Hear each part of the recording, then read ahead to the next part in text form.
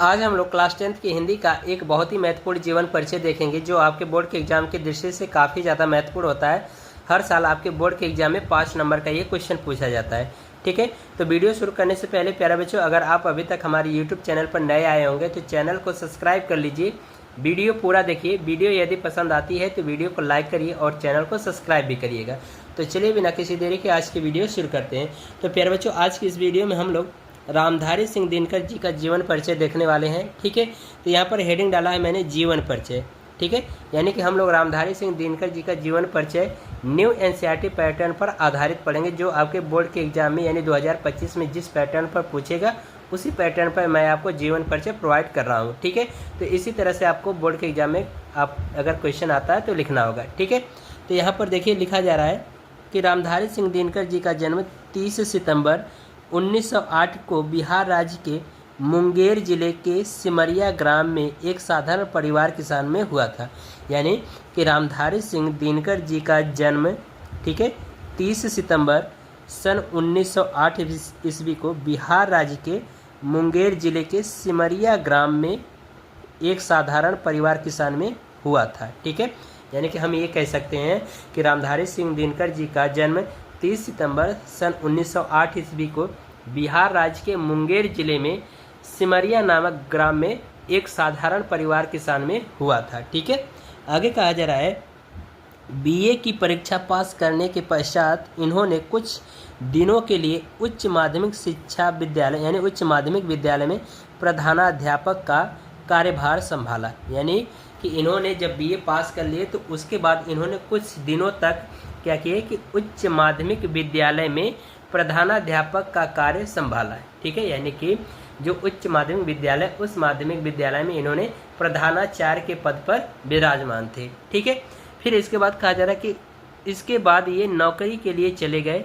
इनकी नौकरी सेवा अवसर निबंधक। ठीक है, इनकी जो नौकरी यानी कि प्रधानाध्यापक का पद छोड़ करके इन्होंने नौकरी के लिए चले गए, तो वो जो नौकरी उनको मिली वो कौन सी अवर निबंधक के रूप में प्रारंभ हुई। ठीक है, आगे कहा जा रहा है कि इसके बाद इन्होंने कुछ समय तक बिहार विश्वविद्यालय के, ठीक है, यानी कि कुछ समय बाद बिहार विश्वविद्यालय के हिंदी विभाग के अध्यक्ष पद पर कार्य किया।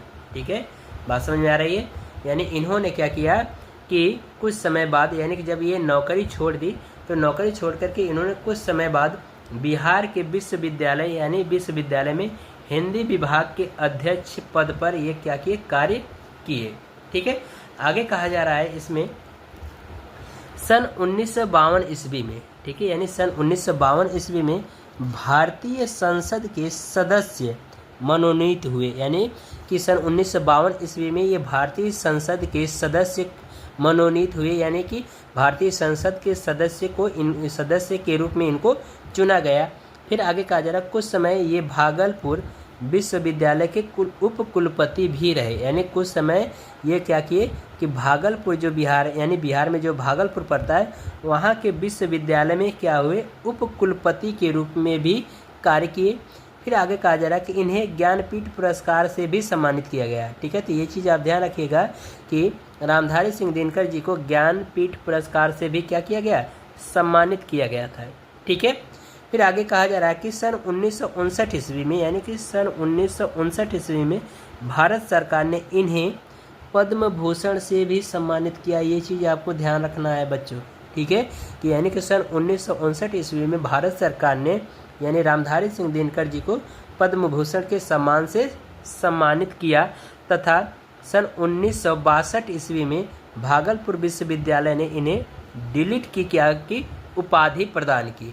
ठीक है, फिर इसके बाद देखिए कहा जा रहा है कि प्रतिनिधि लेखक व कवि के रूप में इन्होंने अनेक प्रतिनिधि मंडलों में रह कर के विदेश यात्रा की। यानी कि प्रतिनिधि लेखक के रूप में और कवि के रूप में इन्होंने क्या किए, अनेक मंडलों में रह कर के विदेश यात्राएं की। ठीक है, आगे देखिए कहा जा रहा है कि रामधारी सिंह दिनकर जी का असामयिक मृत्यु 24 अप्रैल सन 1974 ईस्वी को हुई। ठीक है, यानी कि रामधारी सिंह दिनकर जी की जो असामयिक मृत्यु यानी कि जो आकस्मिक मृत्यु है वो 24 अप्रैल 1974 ईस्वी को हुई। ठीक है, अब हम लोग रामधारी सिंह दिनकर जी की प्रमुख रचनाओं को देखेंगे। ठीक है, तो यहाँ पर देखिए हेडिंग डाला गया प्रमुख रचनाएं, यानी कि रामधारी सिंह दिनकर जी की हम लोग प्रमुख रचनाओं के बारे में जानेंगे। और ये रचनाएं प्यारे बच्चों आप याद कर लीजिएगा, क्योंकि यहाँ से ऑब्जेक्टिव क्वेश्चन पूछा जाएगा। ठीक है, पूछ सकता है कि रेणुका किसकी रचना है, तो आप बता सकते हो रामधारी सिंह दिनकर। या अर्धनारीश्वर किसकी रचना है, तो रामधारी सिंह दिनकर जी द्वारा लिखित है। तो इनकी जो रामधारी सिंह दिनकर जी की जो प्रमुख रचनाएं हैं वो कौन कौन सी हैं? रेणुका है, रसवंती है, रसमिरथी है, ठीक है, परशुराम की प्रतीक्षा है, कुरुक्षेत्र है, उर्वशी है, अर्धनारीश्वर है, उजली आग है, मिट्टी की ओर आदि, ये सभी क्या हैं? रामधारी सिंह दिनकर जी द्वारा रचित रचनाएं हैं। ठीक है, तो इस तरह से प्यारे बच्चों आज की ये वीडियो कंप्लीट होती है। यदि ये वीडियो आपको पसंद आई होगी तो वीडियो को लाइक करिए और साथ ही साथ चैनल को सब्सक्राइब भी करिएगा। तो मिलते हैं इसी तरह से एक और वीडियो में, तब तक के लिए गुड बाय, थैंक यू।